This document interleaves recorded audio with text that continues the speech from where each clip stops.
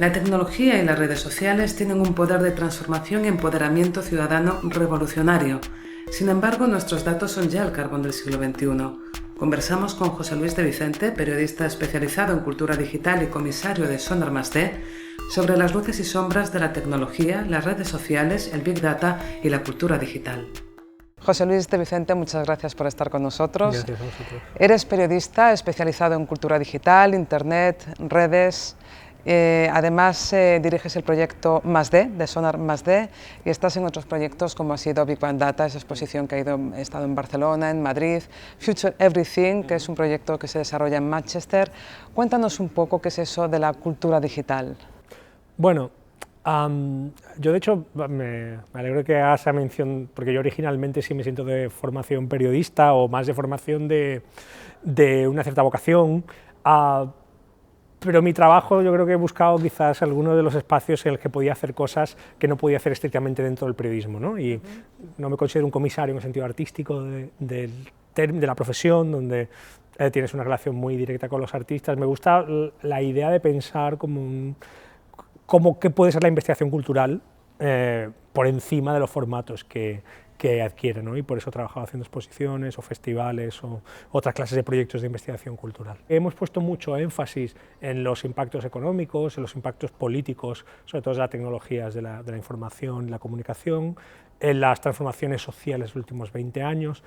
pero la cultura también se ha visto transformada y también ha sido un espacio de transformación. Yo creo que muchas veces la cultura ha sido uno de los laboratorios de la sociedad para entender cuáles son las posibilidades de repensar muchos espacios y factores de la cotidianidad desde este. Por eso siempre me ha interesado esta noción del espacio de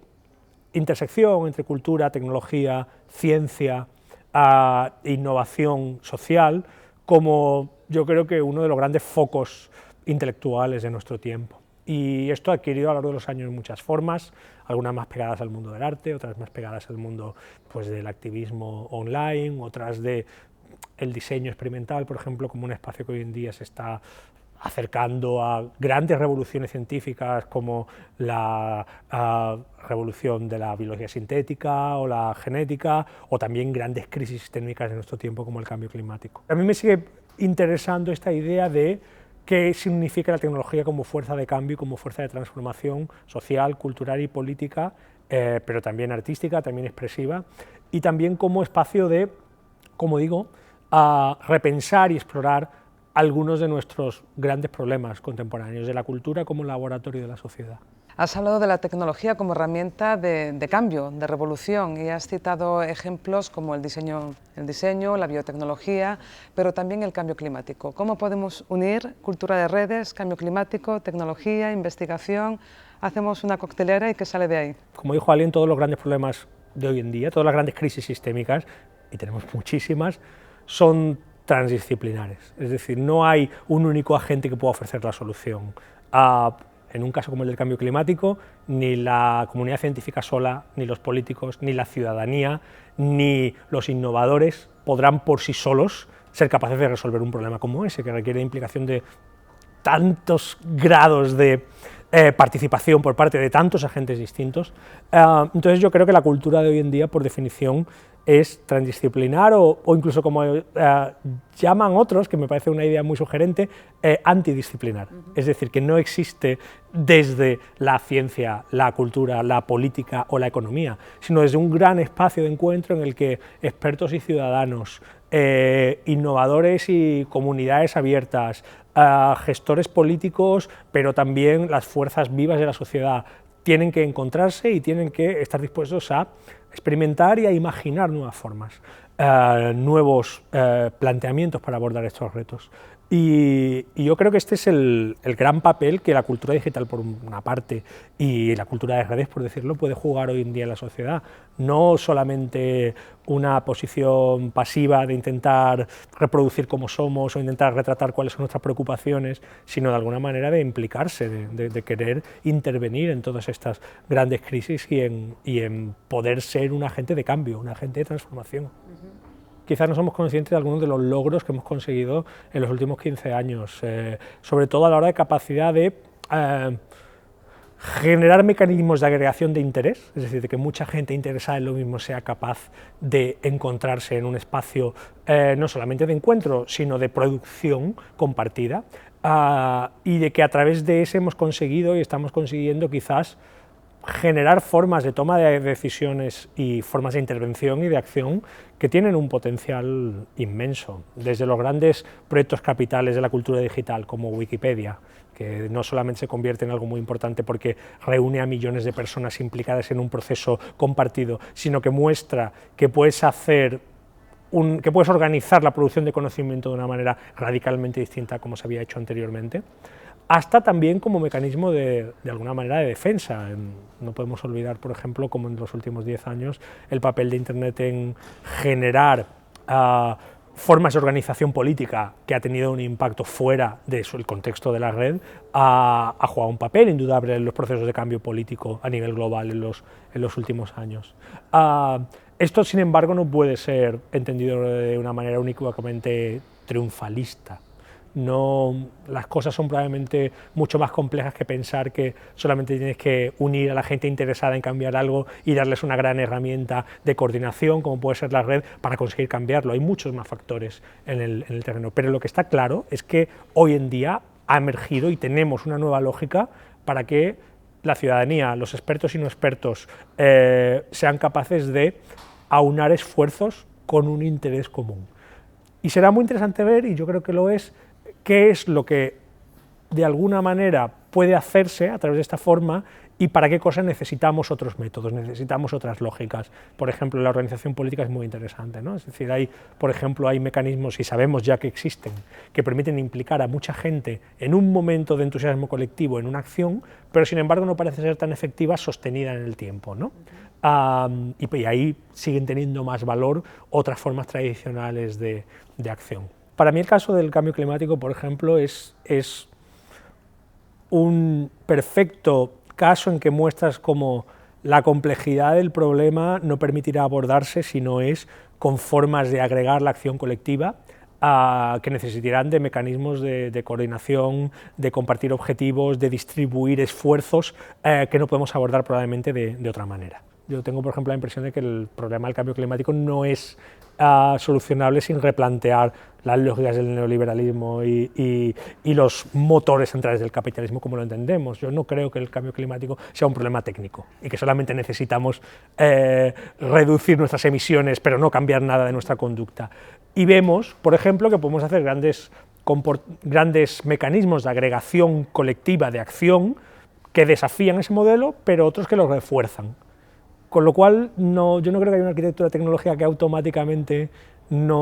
cambie nuestra mentalidad y nos haga asumir determinadas renuncias y potenciar otras clases de conductas. Tenemos que encontrarnos en el medio, de alguna manera. Yo creo que, por ejemplo, hay momentos en los que las redes sociales generan unas dinámicas, unas especies de oleadas de solidaridad colectiva que pueden tener algo de ilusorio, pero que claramente refuerzan lazos y generan determinadas formas de compartir y de existir en común que creo que hemos olvidado porque no teníamos antes. Es decir,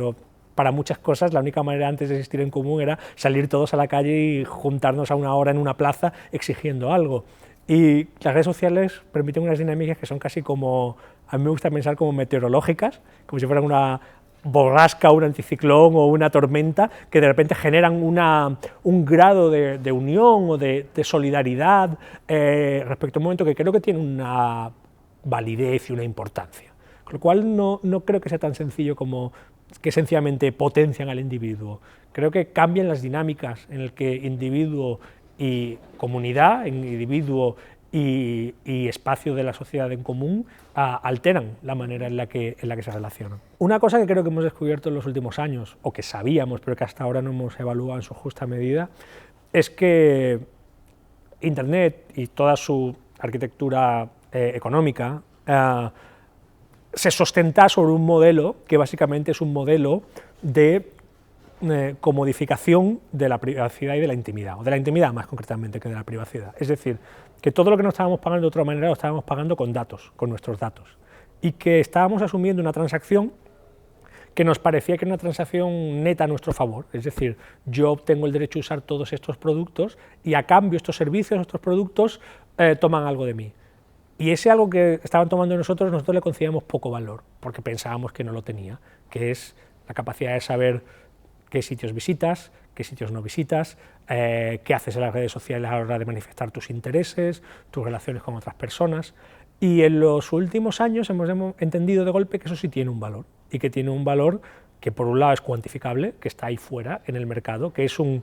bien explotable como los recursos naturales con el que se comercia, y que tiene implicaciones sobre nuestra manera de vivir, y que de repente hay gente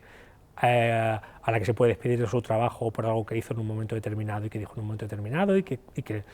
recontextualizado en el tiempo se convertía en algo distinto, que hay gente a la que podían negarle un seguro de vida porque información personal suya revelaba estar en un determinado grupo de riesgo, que todo esto tenía una consecuencia en nuestra manera de vivir. Y ahora nos encontramos en una cierta crisis, también una crisis de la intimidad, provocada por esta transformación de nuestra intimidad en un producto comerciable. Hemos llegado al punto de manifestar una preocupación colectiva, todavía no creo que hayamos llegado al punto de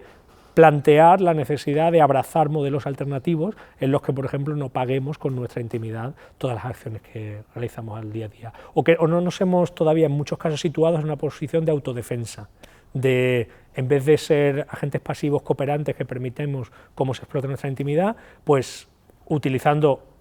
arquitecturas tecnológicas alternativas, oponernos frontalmente frente a esto. Yo creo que eso es importante, básicamente porque este proceso no tiene fin. Es decir, no hemos llegado ni mucho menos al techo de todos los aspectos de nuestra intimidad que pueden ser explotados y a los que se les puede poner precio y con los que se puede comercializar. Y de hecho hay escenarios nuevos que sitúan, por ejemplo, el espacio público, el espacio de la calle, ¿no? el de la red, como otros espacios de formas de explotación de nuestra intimidad muy directas y muy claras. Cuando se dice lo de que los datos son el petróleo del siglo XXI, siempre se decía como que son una gran fuente de valor, y es verdad. Una frase un poco irónica contrapuesta dice que son el nuevo carbón, porque son fáciles de extraer, fáciles de explotar, pero generan unos impactos serios que no somos capaces de evaluar de manera directa, ¿no? Que quizás menospreciamos de alguna forma. Y ahora existen todas clases de economías de los datos, es decir, sin ninguna duda no hay prácticamente un sector que no se esté viendo transformado. Últimamente, por ejemplo, a mí me interesa mucho cómo se está transformando aspectos que no hubiéramos nunca quizá prestado demasiada atención, como nuestros patrones de comportamiento de consumo cultural en algunas de las nuevas plataformas que estamos utilizando para el consumo cultural. Es decir, cuando nosotros antes comprábamos un disco y lo reproducíamos en el salón de nuestra casa, prácticamente el único dato que se generaba ahí era la transacción comercial. Si ahora estás escuchando el mismo disco en Spotify, pues Spotify puede saber a qué hora has iniciado la reproducción, cuándo has pausado, qué otros artistas te gustan, con qué relacionas la escucha de este disco en cuanto a sitio físico, dónde puedes estar, en qué ciudad, en qué hora, y de repente cambia por completo nuestra relación con ese sistema, porque lo que nosotros estamos dando a cambio de recibir eso es mucho mayor. A mí me interesa visibilizar muchos de estos procesos, que la gente de repente se dé cuenta de estas cosas que están pasando, muchas veces en la intimidad y casi en la opacidad de estas cajas negras que todos los días utilizamos y que muchas veces no entendemos qué están haciendo. Estamos teniendo muchísimos ejemplos últimamente de crisis en el que usamos tecnologías que entendemos de repente que funcionan de otra manera como creíamos que funcionaban. Desde el escándalo de Volkswagen ahora mismo, donde de repente vemos que hay 11 millones de coches donde un software se ha instalado para que contaminen más de lo que contaminan realmente, hasta casos un poco, perdón, casi más cómicos como el de Ashley Madison, este servicio de red social para la infidelidad, donde de repente un montón de hombres descubren que la mayoría de las mujeres con las que están relacionándose en esta red no existen, son perfiles falsos generados por inteligencias artificiales con las que intentan mantener un diálogo detrás del cual no hay ninguna persona. Tenemos una crisis, creo, hoy en día de repente de ver que nuestras tecnologías no se comportan exactamente como pensamos que se comportan, o no solo así, que tienen dimensiones, tienen vidas ocultas. Y creo que el proceso, por ejemplo, de visibilización de todos los datos que generamos y cómo se están explotando es quizás solo una primera fase de muchos de otros procesos de visibilización de lo que pasa en estas cajas negras de la tecnología. ¿De qué manera toda esta ¿Toda esta cultura de red está generando una brecha intergeneracional o también entre países más desarrollados y menos desarrollados? Porque también las redes sociales, Internet, la tecnología imprimen una velocidad que quizá, bueno, estamos moviéndonos en este pequeño planeta a muchas velocidades. Ha habido ahora un episodio interesante que ha sido en la tremenda crisis de refugiados venidos desde Siria, ver cómo había gente que se sorprendía de que esos refugiados tenían smartphones y eran usuarios de las redes sociales y que de hecho muchas veces esa era su manera de comunicación con su familia. Y eso parte como de un etnocentrismo europeísta o occidentalista que piensa que nosotros somos los que tenemos la tecnología y que la tecnología se usa en las sociedades desarrolladas como nosotros hemos imaginado. Y eso no es así.